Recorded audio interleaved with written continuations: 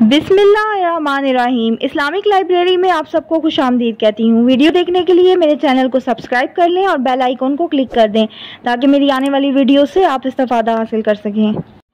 हमारी उम्मत के नेक लोग जब हज की अदायगी के लिए जाते हैं तो उनकी कैफियत बड़ी अजीबोगरीब होती है। वो इस एहसास को दिल में बसा कर बैतुल्लाह शरीफ जाते हैं कि वो रब्बुल आलमीन की बारगाह में हाज़िरी के लिए जा रहे हैं। ये हिजरत का 10वां साल था। इस साल 9 ज़िलहज को जुम्मे का दिन था। अरफात के मैदान में सहाबा कराम का जम्मे गफ़ीर जमा था। आज मैदान अरफात एक ऐसा मंज़र देख रहा था कि जिससे बढ़कर अज़मत वाला, तक़वा वाला, जलालत व शान वाला मौका ना इस मैदान पर पहले कभी आया ना बाद में कभी आएगा। अल्लाह के रसूल सल्लल्लाहु अलैहि वसल्लम मजमे की क़ियादत फरमा रहे थे। मैदान अरफात सहाबा कराम की दुआओं और इल्तिजाओं से थरथरा रहा था। रहमत इलाही का ठाटे मारता हुआ समंदर पूरे जोश में था। इर्द गिर्द की वादियाँ इन मुहद्दीन के नगमों से गूंज रही थीं।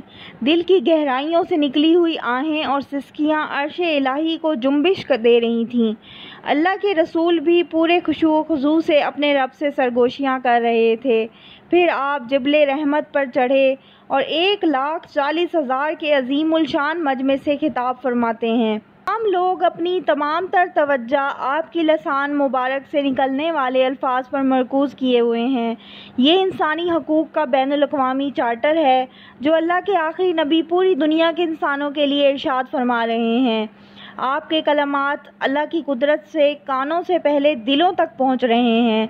अगरचे मजमा बहुत बड़ा था और मौका बहुत अहम था, वहाँ कोई लाउड स्पीकर भी नहीं था। ये अल्लाह ताला की कुदरत कामला का करिश्मा था कि लिसान नबूवत से निकलने वाले अल्फाज की मिठास से लुत्फ़अंदोज़ होती हुई हवाएं उन्हें अपने दोष पर उठाकर हर शख्स के कानों तक पहुंचा रही थीं और प्यासे दिलों को इरशादात नबूवत से सैराब कर रही थीं। इसी तारीख़ी मौके पर अल्लाह के रसूल पर कुरान करीम की एक अजीम आयत का नज़ूल होता है। ये आयत एक कीमती मोती और अल्लाह का अजीम एहसान था। उसके साथ साथ इस आयत करीमा में अल्लाह के रसूल की इस दार फ़ानी से रवानगी का भी इशारा था। अल्लाह ताला ने इरशाद फरमाया, आज मैंने तुम्हारे लिए तुम्हारा दीन मुकम्मल कर दिया और तुम पर अपनी नेमत का इत्माम कर दिया और तुम्हारे लिए दीन इस्लाम को बतौर तर्ज ज़िंदगी पसंद कर लिया।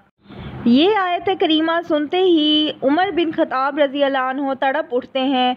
उनका बदन कांप उठता है और आंसुओं की कसरत के बाइस आवाज़ गले में अटक जाती है।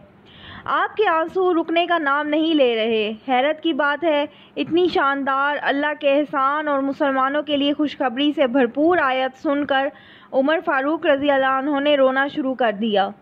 इस आयत में रुलाने वाली कौन सी बात है?